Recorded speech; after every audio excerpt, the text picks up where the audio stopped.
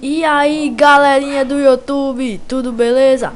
Aqui é seu parceiro Lucas gravando mais uma videoaula para vocês.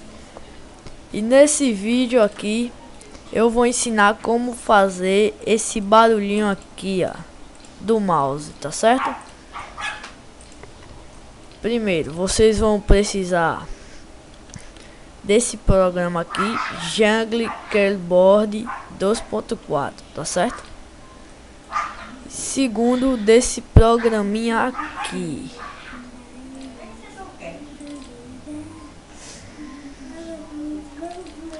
Esse daqui, Camtasia Studio 8, tá certo? 8.0. Vocês façam download desse programinha aqui, ó, Camtasia Studio, só que é 8.0 aqui, galera. Vou deixar aí na descrição do vídeo, vocês vão baixar.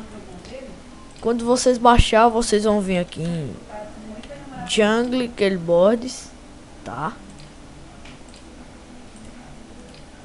Vão vir aqui em preferências, localizar som, e o meu é Click Up, mas se vocês quiserem pode escolher entre esses dois aqui, tá certo? O meu é o Click Up, que pra mim é o melhor, que esse daqui que eu tô usando agora, tá? Pode ser pra qualquer um também, Click Up.